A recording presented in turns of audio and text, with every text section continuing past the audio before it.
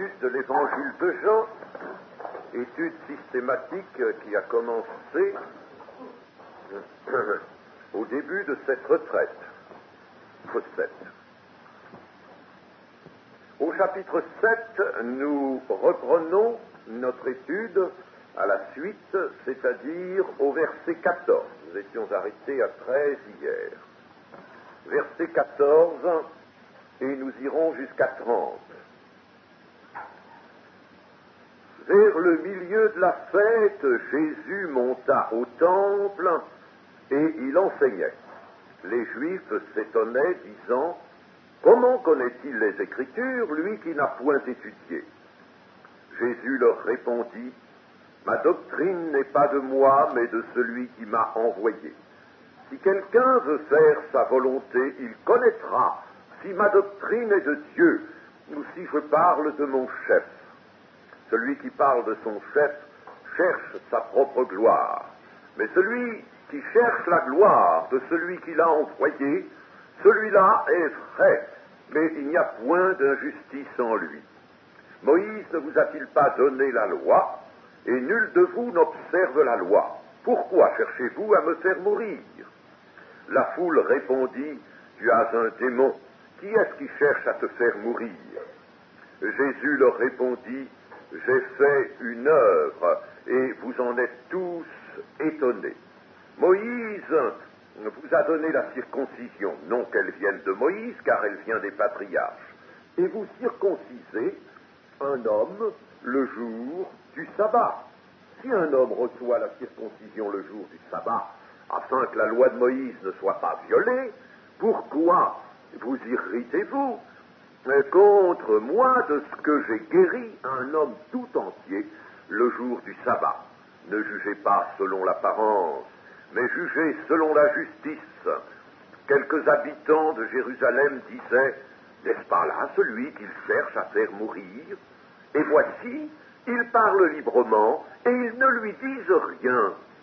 Est-ce que vraiment les chefs auraient reconnu qu'il est le Christ? Cependant, celui-ci, nous savons d'où il est, mais le Christ, quand il viendra, personne ne saura d'où il est. Et Jésus, enseignant dans le temple, s'écria: vous me connaissez, et vous savez d'où je suis. Je ne suis pas venu de moi-même, mais celui qui m'a envoyé est vrai, et vous ne le connaissez pas. Moi, je le connais, car je viens de lui, et c'est lui qui m'a envoyé. Il cherchait donc à se saisir de lui, et personne ne mit la main sur lui, parce que son heure n'était pas encore venue. Amen. Amen. Je rappelle que c'était la fête des tabernacles qui se situait au mois de Tisri, c'est-à-dire entre septembre et octobre, fête qui dure 7 jours, une semaine. Et depuis au moins 7 mois, le Seigneur n'était pas allé à Jérusalem parce que le complot contre lui était encore très vif et le Seigneur se soustrayait à la malignité des Juifs, son heure n'étant pas d'être maintenant livré. Et pendant ce temps, donc, il avait parcouru la Galilée. Mais voici que les frères du Seigneur l'invitent à venir à la fête. Il s'y refuse, puisque l'esprit de ses frères qui ne croient pas, l'esprit de ses frères est celui du monde, il ne peut céder à l'esprit du monde, mais lui seul va monter, non publiquement, discrètement, il va monter à Jérusalem. Et nous le voyons ici, arrivant à Jérusalem vers le milieu de la fête, c'est-à-dire au moins 2 jours après le commencement de la fête, qui en durait 7, mettons 3 jours, si vous voulez, après le commencement de la fête. Et voici que Jésus paraît au temple. il va droit au temple et se met à y enseigner. Ce que faisait le Seigneur Jésus, c'est d'enseigner. Enseigner la vérité. La vérité est une chose qui doit être enseignée, chers amis, et enseigner est un grand devoir au milieu du peuple de Dieu. Et pourtant, là, Jésus se trouvait au milieu de Juifs, au milieu de ce qui restait du peuple de Dieu, et nous voyons que son enseignement n'était pas reçu par tous, loin de là. Mais Jésus enseignait. Non seulement il proclamait le royaume de Dieu, mais à beaucoup d'autres instants, il enseignait et il enseignait longuement. C'est aujourd'hui ce qui nous fait bien défaut dans nos églises, mes amis, c'est qu'on n'enseigne plus. Ce n'est pas seulement moi qui le dis, mais des frères l'ont dit, on n'enseigne plus au milieu du peuple de Dieu, c'est fini. On fait bien un peu d'exhortation, n'est-ce pas, et encore ça ne prend pas grand place, le dimanche matin, et quelquefois dans la semaine, une fois par semaine, n'est-ce pas, un peu d'exhortation à la réunion de prière, et puis c'est tout ce qu'a le peuple, il n'est pas enseigné, le peuple lui-même médite peu, et c'est pour ça que le peuple, que voulez-vous, perd toute force, et que la vision du peuple s'éteint. C'est pour ça que la vision s'éteint au milieu de nous, mes amis. La vision s'éteint, il ne faut pas se faire d'illusions. Ça s'éteint, ça baisse. Ça baisse. Et je vous ai rappelé que ici, dans cette même maison, au cours de cette année, à 2 reprises, pendant 2 jours chaque fois, plusieurs pasteurs, une trentaine de pasteurs se sont réunis pour étudier la chose, étudier les causes. On a dénoncé beaucoup de choses qu'il fallait dénoncer, on a dit beaucoup de choses vraies, n'est-ce pas? Il faut demander à Dieu que tout cela puisse entrer dans la pratique. On n'enseigne plus de tout sens, l'enseignement n'a plus sa place aujourd'hui dans l'Église, la place qu'il faudrait. Vous me direz, c'est le temps qui veut cela, on est trop occupé, on ne peut pas se déplacer dans les villes, et on est fatigué de sa journée, de son travail, on ne peut pas encore le soir se rendre fréquemment à l'Église. Je sais qu'il y a cela. Mais il faudrait demander au Seigneur tout de même que le peuple de Dieu puisse être enseigné, car sans enseignement, il ne peut pas tenir.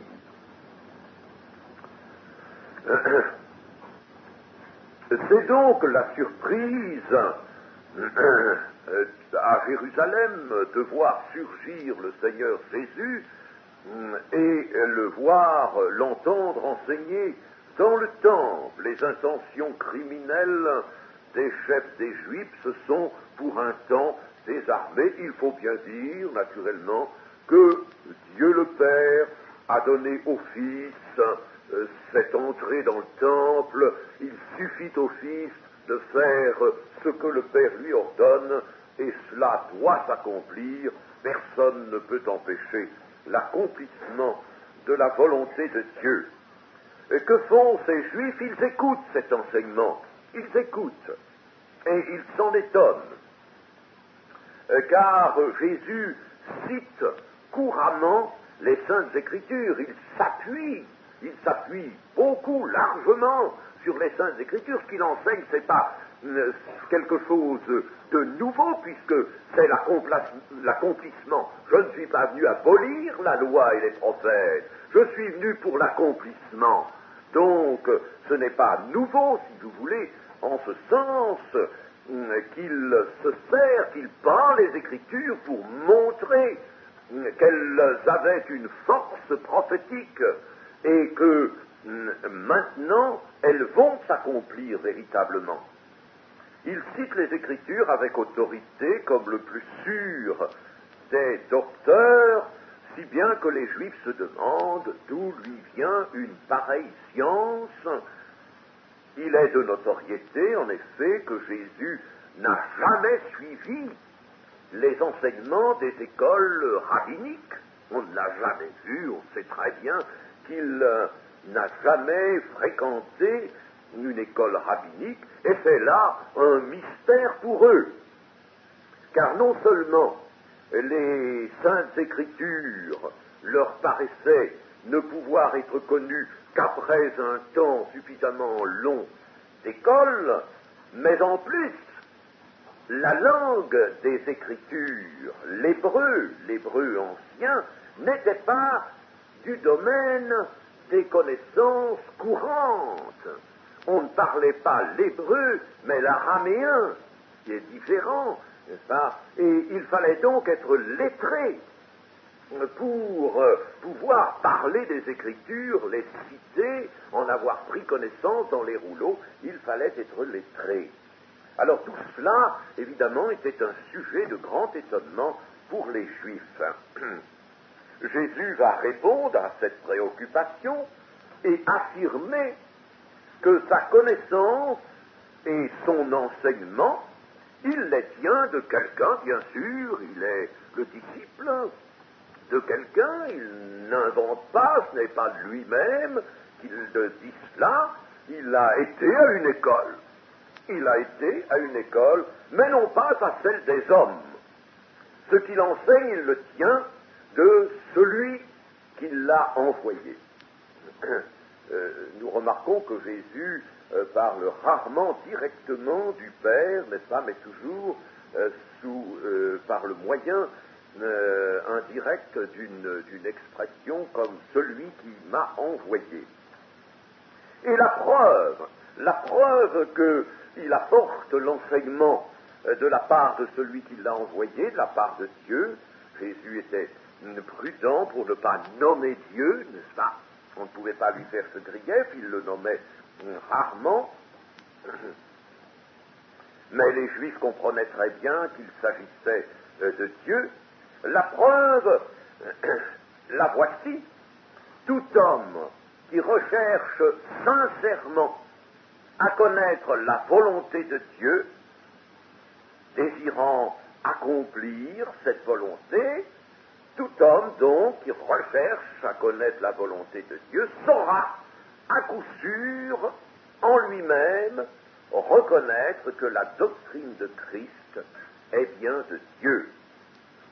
Donc, c'est uniquement en raison de bonnes dispositions intérieures que l'on peut savoir, et cela c'est une règle énoncée ici par Jésus, c'est en raison de bonnes dispositions intérieures qu'on peut savoir d'une manière absolument certaine que la parole de Christ est bien la parole de Dieu. Voilà, ce sur quoi le Seigneur s'appuie. Si quelqu'un veut faire sa volonté, il connaîtra en lui-même, il aura en lui-même l'assurance que ma doctrine est de Dieu. Autrement dit, que la parole de Christ, plus loin, Christ va parler de ma parole, celui qui garde ma parole, eh bien, sa parole ou sa doctrine, c'est la parole de Dieu. Cette assurance vient donc s'il y a dans le cœur de l'homme de bonnes dispositions. Les humbles, les pauvres en esprit, ceux qui ont soif de Dieu, ceux qui ont soif de la justice de Dieu, ne seront jamais dans la perplexité. Ils reconnaîtront intérieurement que Jésus est le Christ, le Fils du Dieu vivant, qu'il est la vérité, et que Dieu a bien parlé par lui. Nous en tirons donc ce que Jésus a dit là aux Juifs, naturellement, c'est toujours valable pour nous, c'est une règle, c'est une loi que nous pouvons énoncer d'une autre manière. Nous pouvons l'énoncer, par exemple, comme ceci. La foi n'est pas déterminée par la raison de l'homme, mais par le cœur. Autrement dit, si quelqu'un veut se convaincre, veut essayer, c'était le cas des Juifs, ils auraient voulu obtenir une conviction, c'était leur raison qui était en éveil, qui était à l'œuvre, qui cherchait, c'était leur raison et non leur cœur. Ils auraient voulu être apaisés dans leur doute, que leur raison puisse comprendre par des preuves qui étaient à leur portée, comprendre que Jésus était le Messie. S'ils avaient pu avoir ces preuves-là, peut-être se seraient-ils tenus tranquilles, mais la foi n'est pas du domaine de la raison, elle est du domaine du cœur. Et le cœur bien disposé obéit à l'esprit de Dieu que Christ manifeste. Mais si le cœur est mal disposé, ce cœur n'écoutera jamais la raison, même si la raison reçoit certains apaisements, même si les démonstrations que l'on a pu s'ingénier à fournir sont momentanément jugées satisfaisantes par la raison, cela ne va pas déterminer la foi si le cœur est mal disposé, s'il y a des contestations dans le cœur, n'est-ce pas, du trouble dans le cœur, si l'homme ne s'humilie pas, si l'orgueil est encore là, bien attaché au cœur de l'homme, il n'y aura jamais de foi. La raison se met au service de l'orgueil humain, toujours. La raison de l'homme, et vous voyez aujourd'hui, n'est-ce pas, notre temps est rempli d'orgueil, comme a dit le prophète Ézéchiel. L'orgueil s'épanouit, c'est pour notre temps qu'il a dit cela. Tous les hommes, même ceux d'apparence modeste, ce sont quelquefois les plus orgueilleux, ceux qui ont l'apparence modeste. Chers amis, dans les universités, dans les milieux savants, vous voyez des gens quelquefois à l'air modeste, n'est-ce pas? Eh bien, ce sont les plus orgueilleux, ceux qui veulent imposer le plus fortement leur vue aux autres. Donc la foi n'est pas déterminée par la raison, mais par le cœur. Nous devrions savoir cela, chers amis, et souvent l'on me demande d'apporter toutes sortes d'argumentations pour convaincre des gens qui ont une certaine culture et qui résistent, qui discutent sans cesse. On veut me faire un travail vain, je m'y refuse. Je veux bien répondre à certaines préoccupations, mais si je m'aperçois que le cœur est mal disposé, et si je m'aperçois que l'interlocuteur cherche en réalité, n'est-ce pas, des convictions pour son intelligence humaine, pour sa raison, je m'y refuse. C'est un travail qui n'aboutit à rien, absolument à rien. Et mes amis, ne soyons pas, nous, étrangers à cette loi que le Seigneur Jésus a énoncée ici, et que je formule ainsi: la foi n'est pas déterminée, n'est pas mise en œuvre, en mouvement par la raison, par des satisfactions obtenues par l'intelligence humaine, mais elle est mise en mouvement si le cœur est bien disposé. S'il y a les bonnes dispositions dans le cœur, alors le Père enseignera, comme nous l'avons vu, c'est-à-dire il attirera par un enseignement au Fils, et il donnera au Fils, et le Fils révélera le Père. Voilà les choses telles qu'elles sont. Il y a une voie, il n'y en a pas plusieurs. Alors, sachons ces choses pour l'évangélisation, pour le témoignage à l'égard des personnes, et ne cédons pas à cette pensée absolument folle de vouloir convaincre les gens qui raisonnent, n'est-ce pas? Et si nous voyons que, dans le fond, ils n'ont pas du tout envie de se convertir, ils n'ont pas du tout envie de céder à Dieu, n'est-ce pas, voyez-vous, et ils font là un mauvais travail, ils vous engagent dans une mauvaise voie. Le cœur mal disposé, nous pourrions lire un verset dans l'épître aux Romains au chapitre 8 et le verset 2, ou le verset 1 et 2.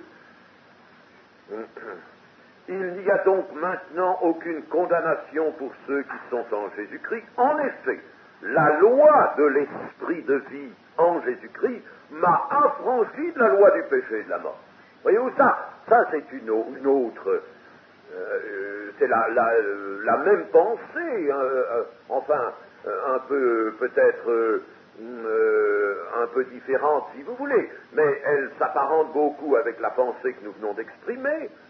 Et il nous est dit ici la loi de l'esprit de vie en Jésus-Christ. Autrement dit, n'est-ce pas, la foi qui va s'attacher au Seigneur Jésus-Christ et qui va obtenir l'action de l'esprit de vie venant de Jésus-Christ, affranchira l'homme du joug du péché et du joug de la mort, de la puissance de la mort. Voilà, n'est-ce pas, le grand secret, il est là, et les raisonnements ne servent de rien.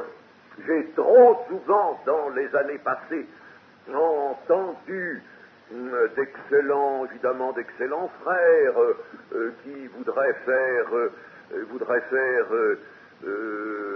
bien sûr œuvre bonne, et qui s'ingénient soit sur des petits traités, soit en prêchant, à faire toutes sortes de démonstrations pour prouver aux gens. Mais c'est pas ça le travail. Touchez leur cœur, et s'il y a vraiment de mauvaises dispositions dans le cœur, vous ne ferez rien. Vous ne ferez absolument rien. Christ n'a pas pu amener la foi chez beaucoup de ses auditeurs. Vous ne ferez pas mieux que Christ. C'est donc par le cœur que la foi peut naître. Au verset 18, nous lisons « Celui qui parle de son chef cherche sa propre gloire, mais celui qui cherche la gloire de celui qui l'a envoyé, celui-là est vrai, et il n'y a point d'injustice en lui. » C'est encore une loi que Jésus énonce ici. Si l'on se trouve devant un homme, en écoutant cet homme, en le voyant agir, eh bien nous devrions discerner une chose.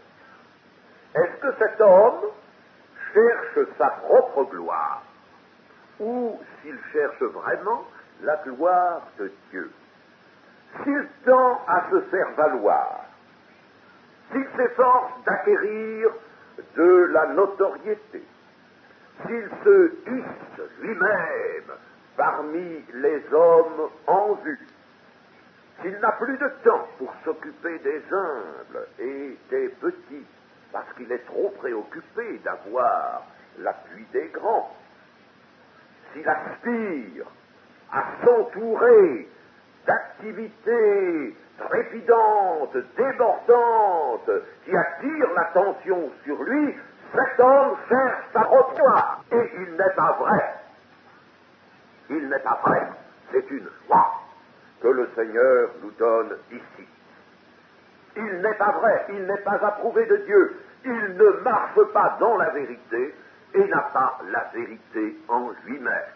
Regardons par exemple dans ces deux dernières épîtres, la deuxième et la troisième, lui qui parle d'avoir la vérité, de marcher dans la vérité, lui l'ancien parmi d'autres anciens, cet apôtre Jean pourtant qui a reçu un ministère éclatant, magnifique, lui qui avait vocation à exprimer l'amour, exprimer cet évangile, écrire cet évangile, écrire la première épître, écrire l'Apocalypse. Il a eu cette vocation, il a été gardé par le Seigneur pour ça. Mais c'est magnifique, n'est-ce pas? Eh bien, tout humblement, ancien parmi les anciens, se réjouit de trouver la vérité dans des hommes simples, des hommes qui vont qui vont dans leur foi, mais qui ne s'en écartent pas et ne cherchent pas leur gloire. Si un homme, au contraire, et cela c'est à nous, je le répète, de discerner, si un homme n'aspire qu'à glorifier Dieu, ne se préoccupe point de lui-même, dédaignant même toute publicité sur sa personne, celui-là ne peut être que vrai. La fidélité d'un homme exige de lui qu'il ne cherche aucune gloire pour lui-même, mais qu'il se glorifie dans le Seigneur. C'est dans le Seigneur, si quelqu'un veut se glorifier, qu'il se glorifie dans le Seigneur. Bah, autrement dit, qu'il se laisse, qu'il s'offre pour être recouvert de la gloire du Seigneur, celle-là seulement. Et Jésus est le parfait exemple, bien entendu, de cette ligne de conduite. Jésus montre aux Juifs qu'il ne cherche pas de notoriété, qu'il s'efface, qu'il se retire, il ne cherche aucun poste, il n'a pas voulu qu'on le fasse roi, et il vient seulement annoncer avec fidélité tout le conseil de Dieu. Donc, il ne peut pas être autrement que vrai, il ne peut pas énoncer autre chose que la justice. Il n'y a point d'injustice en lui. Et nous pourrions dire, chers amis, que nous touchons là à la grande preuve de ce que la Bible est le livre de Dieu, le livre inspiré de Dieu. Car la Bible, elle, répond à ce critère. Elle répond à cette loi que nous venons d'énoncer. La Bible a été écrite par une quarantaine d'écrivains sacrés, d'hommes inspirés, désignés par Dieu pour ce faire. Et la Bible tout entière glorifie Dieu, et bien qu'elle soit écrite par des hommes, elle raconte sans rien omettre et sans rien voiler les abominations qui ont été commises, non seulement parmi les peuples, mais au milieu du peuple de Dieu même. Elle raconte les abominations dont l'homme est capable de connaître, même les hommes qui composent le peuple de Dieu. Elle manifeste la méchanceté de l'homme. Elle manifeste son état de péché. Elle manifeste la révolte de l'homme. Elle le juge sans pitié, sans faiblesse. Et elle propose à l'homme un salut qu'il doit saisir. Où? Comment? Dans la repentance, dans l'abaissement. Eh bien, nous pouvons dire la Bible est vraie. Les hommes qui l'ont écrit n'ont pas cherché leur gloire, car sans quoi un Pierre, par exemple, se serait bien gardé de parler de certains incidents qui n'étaient pas tout à fait à son honneur, n'est-ce pas? Et dans d'autres circonstances aussi, nous voyons que les hommes n'ont rien caché. La faute de David, elle est là qui s'étale. Et pourtant, David était un grand serviteur de Dieu, un magnifique serviteur de Dieu. Il a commis une faute terrible. Elle est là, en bonne place dans la Bible. Il faut qu'on voit. Rien n'est dissimulé, rien n'est caché. De la faiblesse de l'homme, des périls que l'homme encourt lorsque il ne reste pas dans la main de son Dieu. Ainsi, la Bible est vraie. Il en sera un de tout homme, mes amis. Ayez ce discernement. Prenez garde. En ce moment, il y a des hommes qui écrivent, qui parlent. N'allez pas vers n'importe qui. Vous êtes dans des églises, c'est déjà une grande sécurité. N'allez pas vers n'importe quel homme. Ne vous laissez pas attirer par n'importe qui. Et si ceux qui l'ont fait, eh bien, ils ont quelquefois été entraînés dans de très mauvaises directions. Des hommes qui cherchent leur gloire avant celle de Dieu. Et s'ils cherchent leur gloire, d'ailleurs, ils ne cherchent pas celle de Dieu. Ceux-là ne sont pas vrais. Ils peuvent dire des choses qui provoquent l'enthousiasme. Ils ne sont pas vrais. S'ils ne sont pas humbles, si un homme parle et n'est pas humble, s'il ne recherche pas la gloire de celui au nom de qui il parle, il ne recherche pas la gloire de Dieu, la gloire de Christ, s'effaçant lui-même comme l'a fait Jean-Baptiste, eh bien celui-là n'est pas vrai, il ne faut pas l'écouter.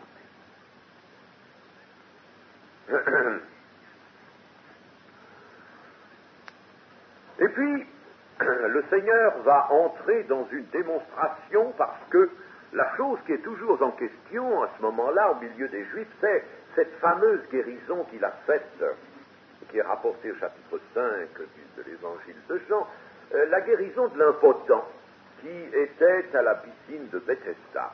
Et malgré les mois qui se sont passés, cette circonstance est toujours là présente. Il faut penser, n'est-ce pas, que ça a été vraiment un éclat, cette guérison. Cet homme qui était là depuis 38 ans, tout le monde le connaissait, bien sûr, là, et puis son infirmité était certainement très lourde. Et voici que, par une parole, cet homme avait été relevé, s'était mis à gambader, à courir en portant son lit, n'est-ce pas? Il avait rencontré Jésus et il avait reçu aussi le pardon de ses péchés. Tout cela s'était connu des Juifs, ça avait produit une grande sensation et le souvenir en était encore très vif. Or, tout cela s'était passé un jour de sabbat. Un jour de sabbat. Et les Juifs tiraient motif de cette guérison survenue un jour de sabbat pour accuser le Seigneur de violation de la loi de Moïse. Et c'est à quoi le Seigneur va donc répondre. Et il va répondre de la manière suivante. Vous êtes attachés, dites-vous, par principe, à la loi de Moïse. Ça, c'est ce que vous affirmez. Mais en réalité, cette loi, vous en êtes les premiers transgresseurs. Vous la violez. Vous ne la mettez pas en pratique.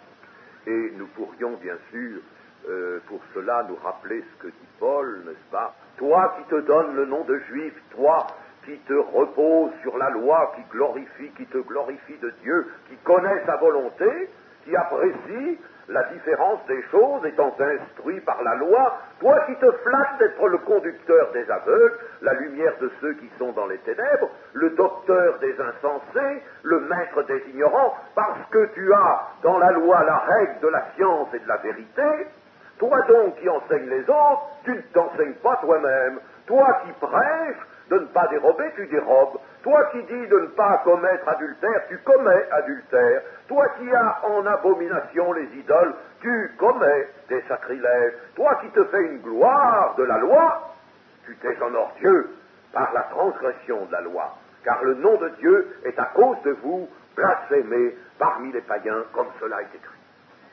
Mes amis, c'est un passage puissant, celui-là, c'est dans Romains 2, là, ce que je viens de vous lire. Eh bien, telle était la situation. Ils disent et ne font pas.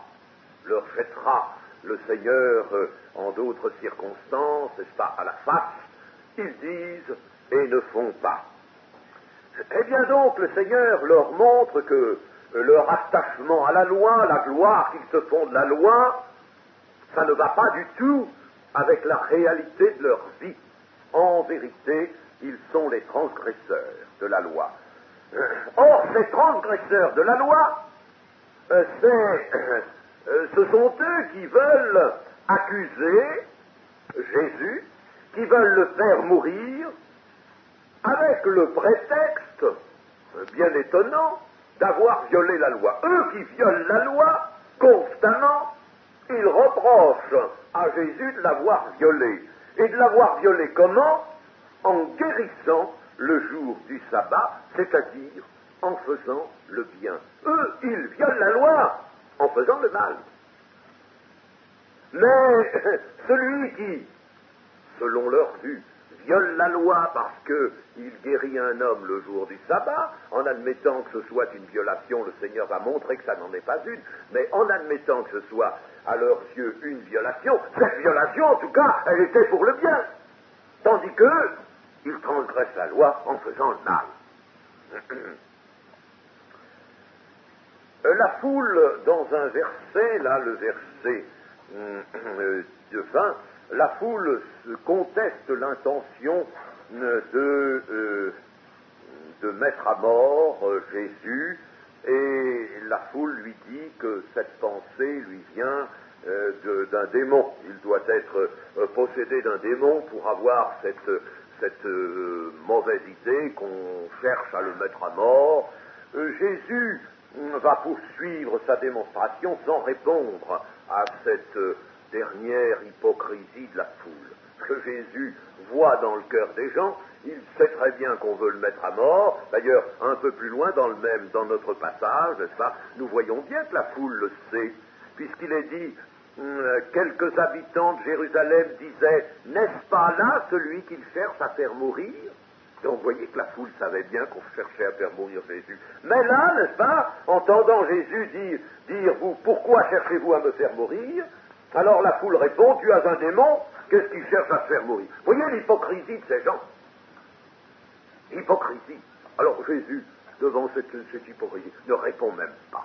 Il ne répond pas à cela, il continue sa démonstration concernant la guérison survenue le jour du sabbat.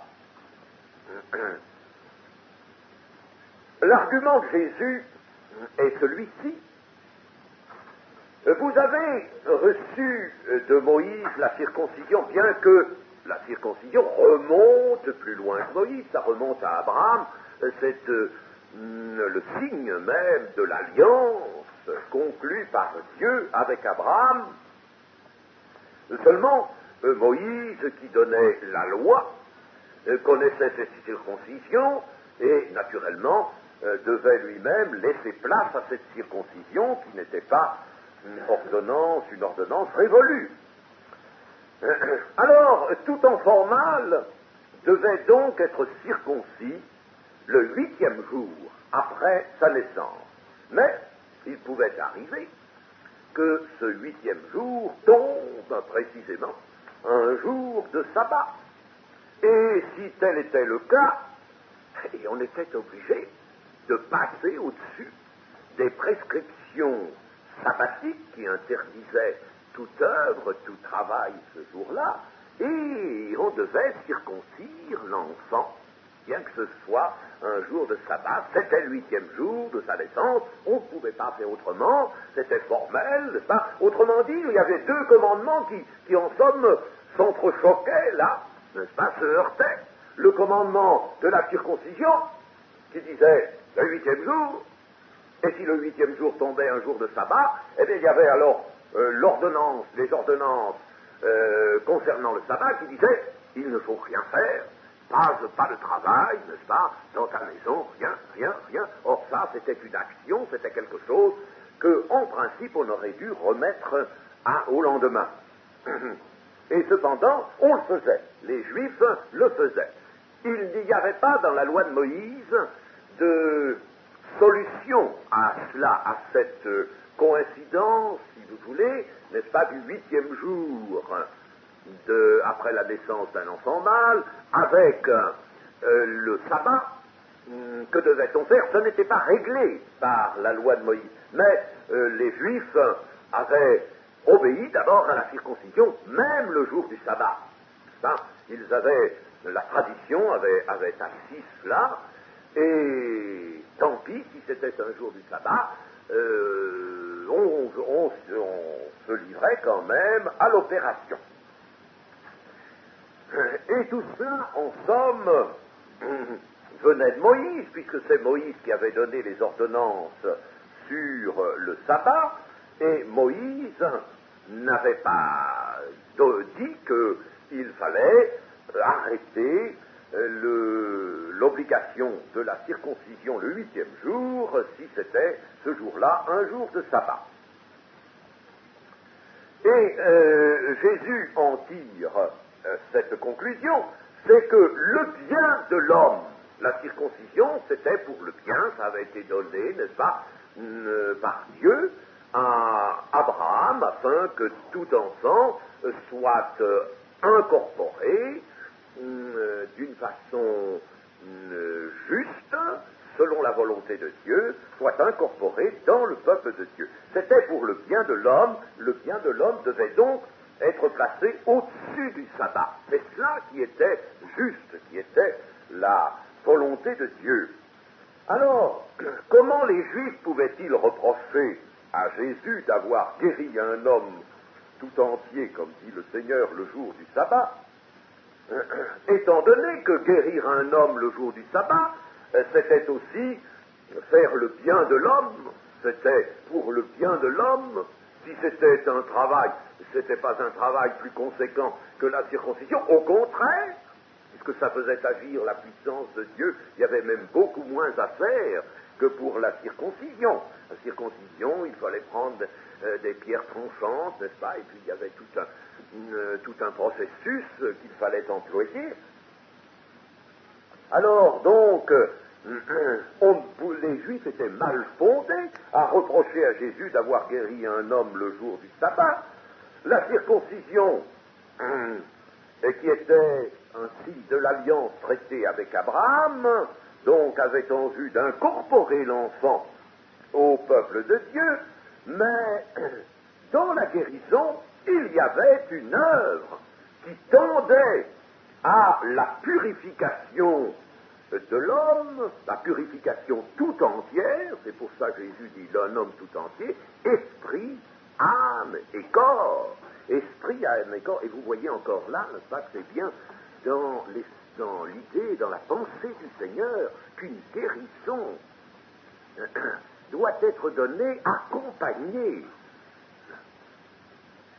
de la purification du reste. Ça n'a pas toujours été peut-être le cas, n'est-ce pas? On ne peut pas faire une règle générale et dire quand il y a guérison, il y a toujours pardon des péchés, mais c'est la volonté de Dieu, là.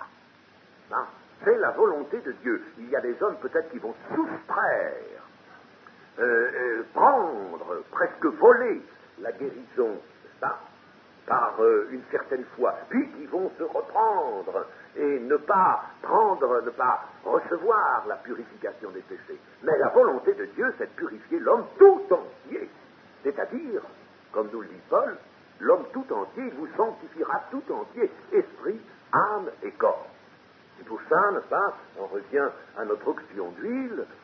L'onction d'huile n'a véritablement d'effet et ne peut entraîner la bénédiction d'une guérison que si vraiment on s'offre à une purification tout entière. Alors, il y avait là une œuvre de purification qui était tout de même plus importante. L'impotent avait reçu le pardon de ses péchés, le Seigneur l'ayant rencontré dans le temple et lui ayant dit, eh bien, tes péchés te sont pardonnés. Va et ne pêche plus, il lui avait dit. Va et ne pêche plus. C'était une incorporation, non pas d'un enfant au peuple d'Israël, mais c'était l'incorporation d'un homme à quoi? Au royaume, au peuple du royaume de Dieu. C'était donc une action plus grande qui ne pouvait être mise en parallèle avec la circoncision, mais qui était encore plus grande. C'était un bien plus grand encore que la circoncision du corps. C'était la circoncision de l'âme, c'était la guérison, la purification d'un homme tout entier en vue du royaume. En vue du royaume de Dieu, c'était une œuvre bien plus grande. Et par conséquent, si on admettait la circoncision le jour du sabbat, comment ne pas admettre la guérison? Vous voyez que les Juifs étaient donc, n'est-ce pas, tout à fait dans l'aveuglement, dans de mauvaises dispositions en reprochant à Jésus une guérison le jour du sabbat. Et c'est ainsi que Jésus leur dira, ce que je viens de vous dire explique la parole du Seigneur Jésus. Le sabbat a été fait pour l'homme, et non l'homme pour le sabbat, de sorte que le Fils de l'homme est maître même du sabbat. Le sabbat a été fait pour l'homme, et non l'homme pour le sabbat. Les habitants de Jérusalem savaient bien quel était l'arrêt de mort qui avait été lancé contre la personne de Jésus. Aussi sont-ils étonnés de voir Jésus jouir au milieu des Juifs, des chefs des Juifs, d'une liberté en plein plein temple, liberté qui va jusqu'à pouvoir enseigner. Est-ce que, se questionne la foule, est-ce que les chefs auraient reconnu que c'est lui le Christ, qu'il est bien le Christ? Mais ils sont arrêtés dans cette pensée parce qu'ils se disent, ils raisonnent entre eux, mais nous savons d'où il est cet homme-là, nous connaissons son origine. Il a été élevé à Nazareth, et même s'ils se souviennent que sa naissance se situe à Bethléem, en tout cas, il est né là, n'est-ce pas, nous savons, il a un père, une mère, des frères, des sœurs, toute une famille, nous savons d'où il est. Nous savons qu'il est le fils de Joseph et de Marie, puisqu'on croyait qu'il était le fils de Joseph. Alors que pour le Messie, se dit la foule, le vrai Messie, on ne saura pas d'où il vient. Quand il viendra, personne ne saura d'où il est. Il faudra qu'il soit sans origine. Il voyait le Messie comme Melchisédek. Voyez-vous, comme Melchisédek. Melchisédek était pour eux la figure du Messie. Et Melchisédek, on savait d'où il était. On savait, n'est-ce pas, absolument pas d'où il était. C'est un personnage, d'ailleurs, mystérieux, qui est venu là. C'est un envoyé de Dieu. Il était rendu semblable au Fils de l'homme, c'est-à-dire au vrai Messie qui allait dire. Mais eux, ils avaient fait cette confusion. Il n'a ni commencement, ni fin de jour. On ne sait pas d'où il est, et pas d'où il vient.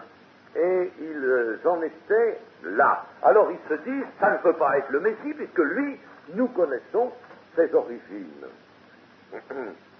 Mais ils n'avaient pas compris l'Écriture. Ils s'appuyaient sur une interprétation traditionnelle au milieu du peuple de l'Écriture, mais ils n'avaient pas compris l'Écriture. S'ils avaient compris l'Écriture, ils auraient lu dans Ésaïe chapitre 7, dans Ésaïe chapitre 9, ils auraient vu que la jeune fille deviendra enceinte. Ils auraient lu dans chapitre 9 que un fils nous est donné, un fils nous est donné à nous, peuple d'Israël. Donc, ce fils devait naître au milieu d'Israël. Il devait donc avoir une origine connue au milieu d'Israël. C'est ça? Il déguisait cela au profit d'une interprétation s'appuyant sur un seul passage, s'appuyant sur la Genèse, passage où il est rappelé, il est parlé de la rencontre d'Abraham avec Melchisédek. Il s'appuyait là-dessus. Et puis, tout aussi, un peu tout ce mystère qui entourait la personne de Melchisédek. Ils auraient dû savoir aussi que le prophète Jérémie a dit un germe naîtra, sera donné à David. À David, il devait savoir, il savait que le Messie serait fils de David, alors il devait naître dans la maison de David, par conséquent, dans une famille appartenant à la tribu de Juda. Il devait naître dans une famille, et par conséquent, on devait connaître ses origines terrestres. Il devait en avoir des origines terrestres. Mais, vous voyez là un cas qui est assez typique, un cas d'acceptation sans contrôle d'une interprétation de tradition qui déforme la vérité. Et mes amis, nous avons encore ça. Et ça, moi, je lutte depuis longtemps, je lutte dans nos milieux évangéliques. Il faut faire attention. Je dis quelquefois, alors nous allons devenir des catholiques. Si Dieu nous laisse encore quelque temps sur la terre, ben nous acceptons des interprétations toutes faites. Moi, je ne les accepte pas. Ce n'est pas que je veux être le révolté, mais je ne veux pas accepter a priori une interprétation, viendrait-elle d'un frère très estimé, d'un frère qui généralement dit des choses très exactes, n'est-ce pas? Eh bien, moi je veux être béréen et regarder les choses, y réfléchir moi-même. Et je vous assure qu'il y a des interprétations dans nos milieux évangéliques qui forment une espèce de classicisme, une espèce de tradition, puis, nous en arrivons souvent à ceci, oh ben on accepte la chose, elle est toute faite. C'est une interprétation toute prête, un cliché, n'est-ce pas? Alors on le prend sans contrôle. Eh bien non, mes amis, il y a des choses que nous avons introduites dans notre foi ou notre manière de penser qui ne sont pas exactes. Alors tout de même, nous voulons être évangéliques, par conséquent nous voulons la vérité, rien que la vérité. Alors il faut faire attention à ces interprétations qui souvent d'ailleurs sont mauvaises parce que elles n'ont tenu compte ou elles ont tenu un compte trop large de la lettre et des mots. Alors ce sont des interprétations souvent trop littérales et qui n'ont pas laissé place à l'esprit. Vous savez que il est dit que la lettre tue et seul l'esprit vivifie. Et cela, c'est un grand principe de connaissance des Écritures. Pas d'interprétation particulière, nous dit l'apôtre Paul. Aucune prophétie ne doit faire l'objet d'une interprétation spéciale, particulière, personnelle. Aucune. Alors, s'il n'y a pas d'interprétation, la Bible étant une grande prophétie, étant dans son entier une prophétie, eh bien, il faut connaître la Bible par l'Esprit. Et c'est bien ce que je m'efforce de vous enseigner, de connaître la Bible par l'Esprit. Je vous ai parlé des parallèles dans l'analogie de la pensée, des parallèles qui ne sont pas tirés d'une concordance. La concordance peut nous tromper, peut nous égarer, je vous l'ai dit, parce qu'on va rapprocher un certain nombre de passages parce que tous ces passages contiennent le même mot, par exemple. Or, ça, c'est un effet du traducteur, ça vient du traducteur, et ça ne veut pas dire que tous ces passages se rapportent à la même chose, à la même pensée. Or, il faut savoir, justement, par esprit, bien comprendre, n'est-ce pas, la pensée d'un passage pour voir quels sont les autres passages qui concourent à établir la même pensée. Alors là, il faut les grouper dans un ensemble qui se construit, un ensemble, si vous voulez, de parallèles dans l'analogie de la foi. Parallèles dans l'analogie. Il faut bien faire attention, ne pas accepter des clichés, des choses toutes faites. Nous en avons, hélas, trop, ou de ne pas interpréter, bien sûr, l'écriture d'une façon littérale, en négligeant l'esprit. Et je ne veux pas ouvrir de problème aujourd'hui, c'est pas du tout mon intention, mais il y en a au milieu de nous certains problèmes très aigus et qui sont toujours mal vus, qui provoquent d'ailleurs des désaccords, et tout cela parce qu'on a donné à certains passages des interprétations, on a plaqué là-dessus des interprétations littérales, n'est-ce pas, qui ne sont absolument pas bonnes. C'est par exemple, j'en citerai un seulement, l'histoire des cheveux des femmes. Si on avait compris ce que disait l'apôtre Paul, eh bien, on ne ferait pas la loi avec ça. On saurait ce que ça veut dire. C'est pas mon dessein de vous en parler ce matin, n'est-ce pas, mais tout ce que je peux vous dire, c'est que si vous lisez le passage, si vous le lisez bien, si vous voyez l'esprit dans lequel c'est écrit, vous verrez d'abord que Paul ne fait pas un commandement rigide, il n'a pas à faire une loi, il ne peut pas faire de loi, lui, l'homme qui plaide précisément la grâce, n'est-ce pas, et non la loi. Il ne peut pas faire une loi rigide, mais il donne une indication précieuse, mais une indication qu'il faut comprendre par esprit, et lorsque nous en faisons une prescription légale, eh bien nous la déformons entièrement. Bon, enfin, ne discutez pas surtout des cheveux des femmes, parce qu'on en a assez discuté, laissez ça de côté. Il est vrai que les femmes doivent avoir des cheveux longs, c'est vrai, n'est-ce pas, mais la plupart du temps, le commandement est pris sous un sens littéral qui est très mauvais et il aboutit naturellement à des solutions mauvaises. Bien garde à cela, mes amis, nous sommes placés dans le temps de la grâce. Et il faut savoir avoir recours à l'Esprit de Dieu. Le Seigneur nous a bien prévenu, l'apôtre Paul nous prévient aussi. Il faut prendre pour conseiller, pour guide l'Esprit. L'Esprit vous conduira dans toute la vérité, dans toute la connaissance de la vérité.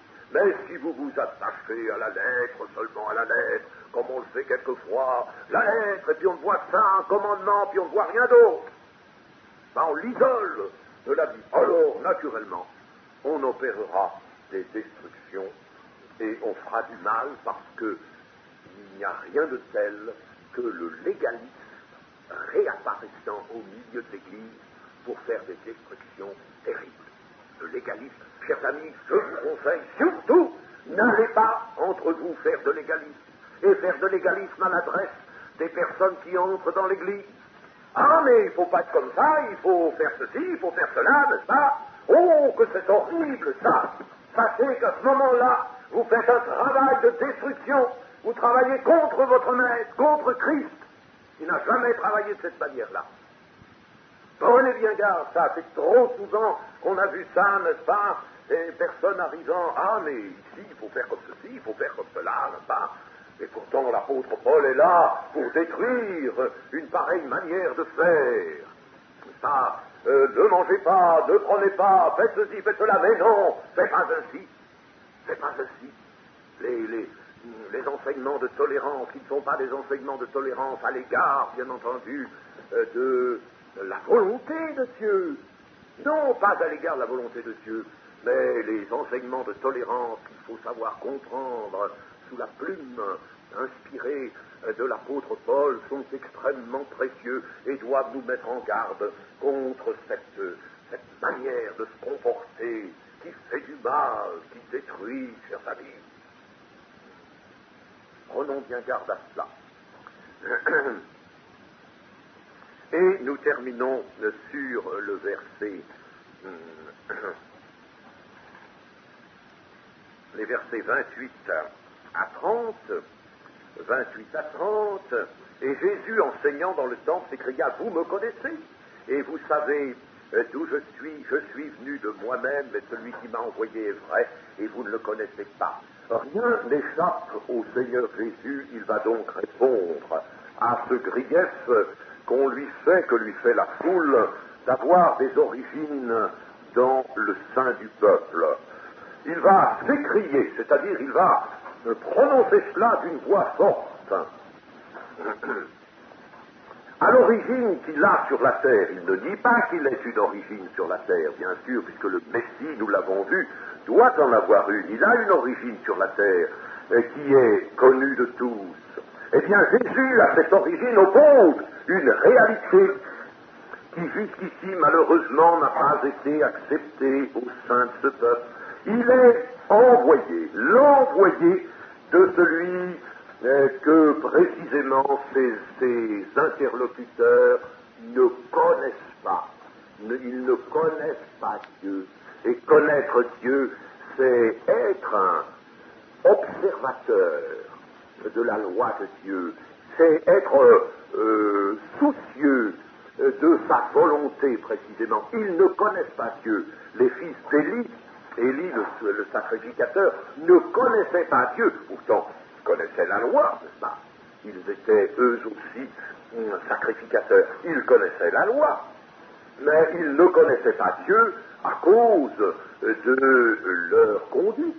Leur conduite montre qu'ils n'avaient pas de connaissance de Dieu. La connaissance de Dieu, c'est donc une connaissance intime qui signifie observation de la volonté de Dieu. Pour connaître Dieu, il faut déférer à la volonté de Dieu. Donc le peuple ne le connaissait pas. Et pourtant, il est envoyé. Si le peuple l'avait vraiment connu, il aurait reconnu en Jésus l'envoyé de Dieu. Et celui qui l'envoie sur la terre est le vrai Dieu vivant, le seul qui puisse envoyer le Messie à Israël. Et du haut du ciel, le Père conduit le Fils, lui ouvre la voie et ne permet pas que le mal puisse l'emporter avant l'heure. La malignité, la méchanceté du monde qui va mener Christ à la croix ne doit pas s'exercer avant le temps. Le Père est là qui veille à cela. Il cherchait à se saisir de lui, personne ne mit la main sur lui parce que son heure n'était pas encore venue. Quand on est dans l'obéissance à Dieu, il y a des temps. Il y a des temps pour tout. Il y a des temps convenables, des temps prévus. Oh, chers amis, que c'est glorieux de marcher sous la conduite, sous la direction de l'Esprit de Dieu, lorsqu'on s'est abandonné pleinement au Seigneur, qu'on a perdu sa vie, n'est-ce pas? Alors là, c'est magnifique, c'est là qu'on peut marcher sous la direction de Dieu. Et c'est une chose magnifique. Les temps se présentent, les temps convenables se présentent. On n'anticipe sur rien, on ne laisse rien passer non plus, on accomplit toutes choses au temps voulu. Amen.